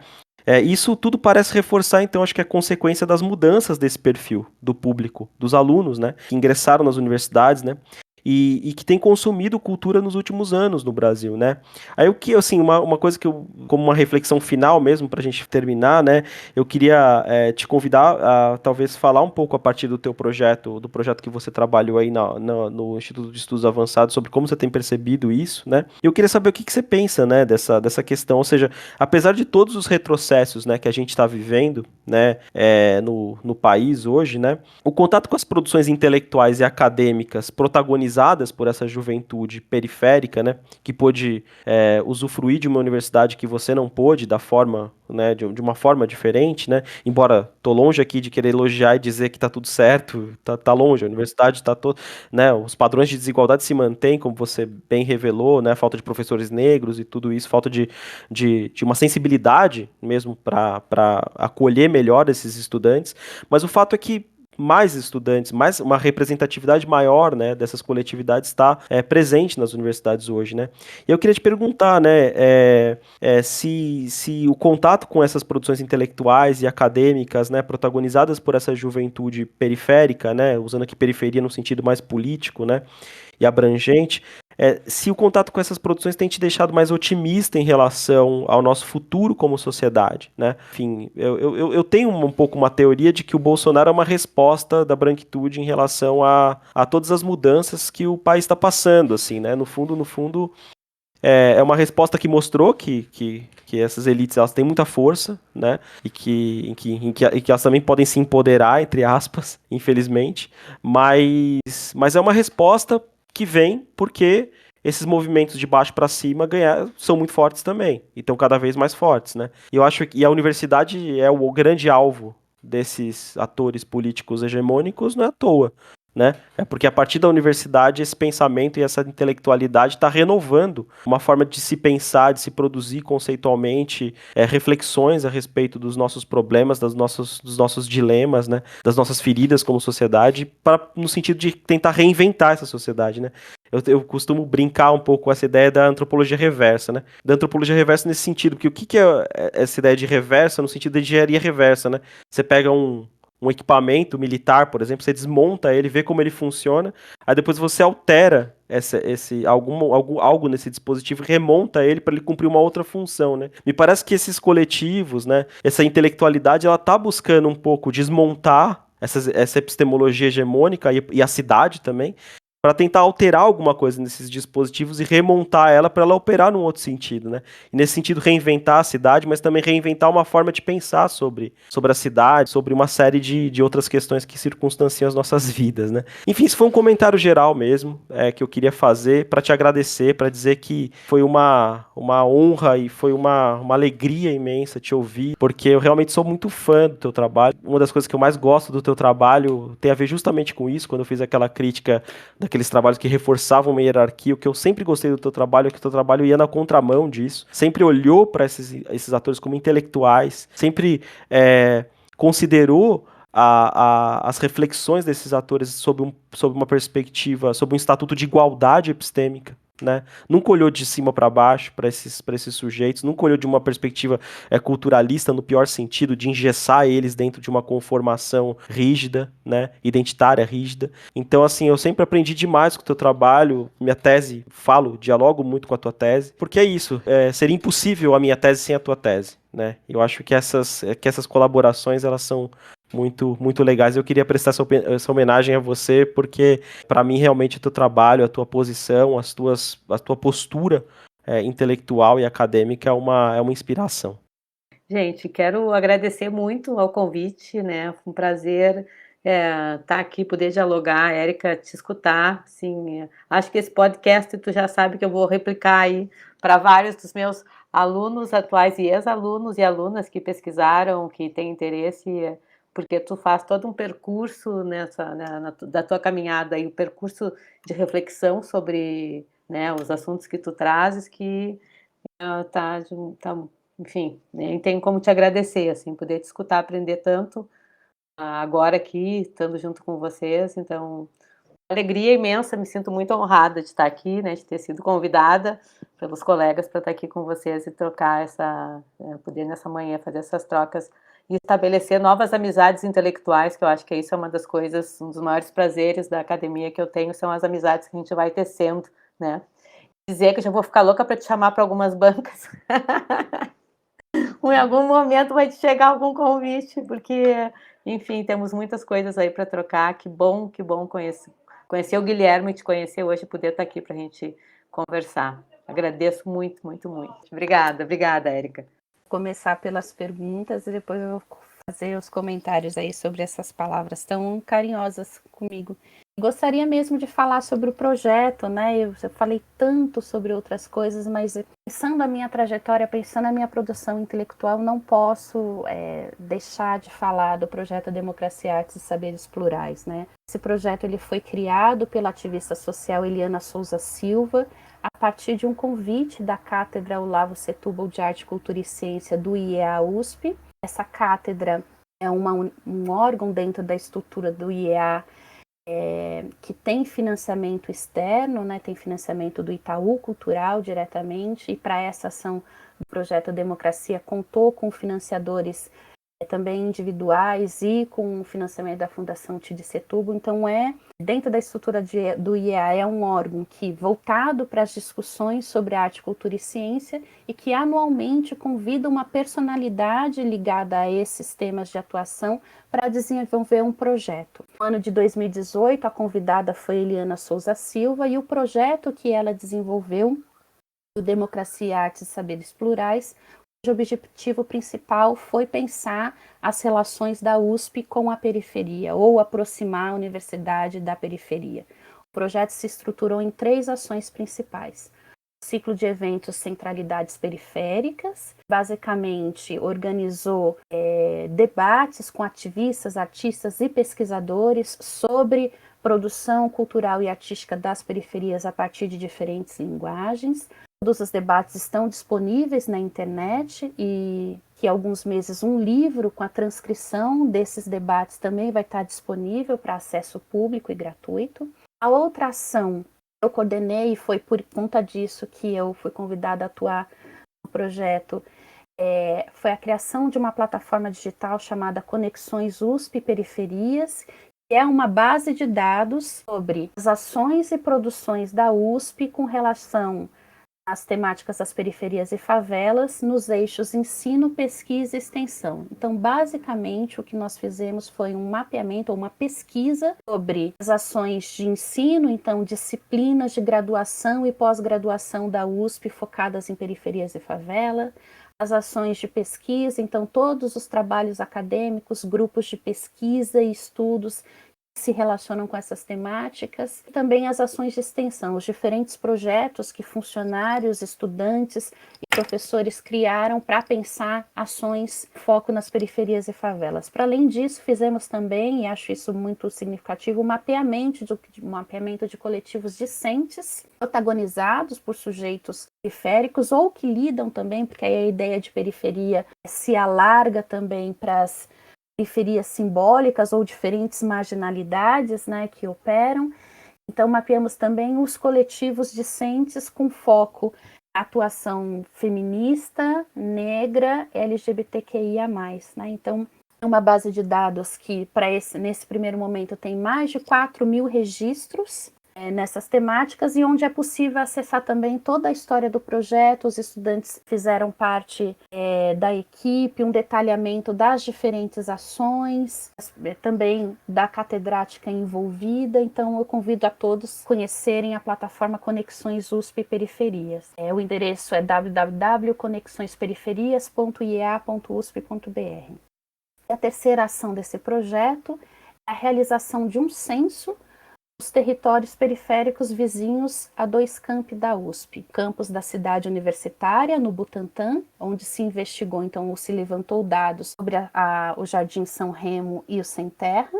São favelas que se organizaram num terreno que é de propriedade da USP e também do estado de São Paulo. E os outros territórios investigados são o Jardim Queralux e Vila Guaraciaba, que são comunidades vizinhas ao campus, a chamada USP Leste, ou da EASH USP. Então, esse censo é um levantamento de dados sobre os domicílios, as pessoas, e também tem uma inovação nesse censo, porque levantamos dados sobre os animais desses territórios periféricos. Então, em alguma medida também é um avanço no sentido de pensar a convivência multiespécie nos territórios periféricos. Esse censo vem sendo realizado desde 2019, e até o final de 2021 devemos lançar um aplicativo com os resultados desse levantamento e também as publicações com os dados e algumas análises a partir desse conjunto de territórios. Então, alguns dos temas pesquisados foram temas que são clássicos já nesse tipo de levantamento, então informações sobre renda, acesso a serviços, características dos domicílios, escolaridade, trabalho dos moradores, mas outros temas, como eu disse aqui, inovadores, não só com relação aos animais, mas também as práticas culturais desses moradores e as formas de relacionamento histórico com a USP, já que esse censo foi realizado a partir de um projeto acadêmico. Então, tudo isso só para descrever que foi um projeto absolutamente ambicioso na estrutura da USP. Na minha avaliação, tem essa característica em razão da pessoa que o idealizou e o conduziu, que é uma pessoa com uma trajetória acadêmica, que atuou por alguns anos também numa universidade pública do Rio de Janeiro, mas é uma pessoa que tem uma trajetória de ativismo social, sobretudo. Então, pensar a dinâmica e a característica dessas ações é pensar também a trajetória de quem construiu esse projeto, Eliana Souza Silva. Então, ela pensou esse projeto ambicioso, pensou um projeto que fosse protagonizado por sujeitos de periferia, então majoritariamente negros, que tem também um histórico de atuação político-cultural. Então, por esse projeto passaram 63 estudantes de graduação e pós-graduação de diferentes cursos, de origem popular. Acho que esse é um segundo aspecto a ser destacado sobre esse projeto, e acho que tem um outro ensinamento também, que é a forma de se relacionar com os territórios. Então, além dos estudantes, 10 moradores dos territórios pesquisados compuseram a equipe de pesquisa também no papel de articuladores locais desse censo. Então, eles tinham o papel de mediar as relações com o território, de agendar entrevistas, de divulgar a pesquisa nos territórios, mas também de participar das reuniões de equipe, para pensar os resultados, para pensar a própria pesquisa de campo, e mais recentemente participaram lendo os textos de análise para que a gente pudesse adequar a linguagem para que os textos fossem também acessíveis para pessoas não acadêmicas, para os moradores dos territórios sobretudo. Leram, comentaram esses textos e produziram um texto analítico também sobre a experiência de participar desse projeto e um texto de recomendação para projetos acadêmicos em territórios periféricos a partir dessa experiência de participação. Então, eu destacaria que esse projeto foi muito significativo, não apenas na minha trajetória, mas penso que na história do próprio IEA USP, que nunca tinha tido na sua história a presença de pesquisadores tão jovens e pesquisadores com esse perfil social, nunca tinha realizado ou executado um projeto com esse tamanho, E destaco também o significado que não apenas para mim, mas para os outros pesquisadores que participaram desse projeto, a importância de ter um projeto protagonizado por pessoas negras e periféricas. O que a gente foi percebendo ao longo do projeto é que o projeto se tornou também um espaço de acolhimento, um espaço de reflexão, um espaço de troca para esses pesquisadores, que encontraram ali no projeto um ambiente seguro para trocar essas informações sobre as marcas das suas trajetórias. Também acho que isso é muito significativo. Então, o projeto ele se torna então uma referência para os pesquisadores que dele fizeram parte, para pensar também a própria experiência negra e periférica na universidade pública. Tendo em vista esses desdobramentos, Nós publicamos um primeiro livro como produto do projeto, que foi o livro Narrativas Periféricas entre Pontes, Conexões e Saberes Plurais, um livro que tem textos de 45 autores, sendo esses autores diferentes pessoas que participaram do projeto, os estudantes de graduação, pós-graduação, mas também os seus coordenadores, os consultores e os moradores dos territórios pesquisados. Esse livro é possível encontrar relatos de experiência sobre a participação do projeto, mas também relatos sobre a experiência universitária, a experiência de ser morador de periferia, a experiência com o próprio território. É possível encontrar artigos também que vão pensar essas relações entre universidade e periferia e também alguns textos literários. O livro Narrativas Periféricas está disponível para acesso gratuito. No site do IEA USP também é possível acessar o PDF desse livro. E eu também queria falar que, em razão dessa experiência, eu escrevi recentemente um artigo a pensar a participação, a presença negra e periférica na universidade.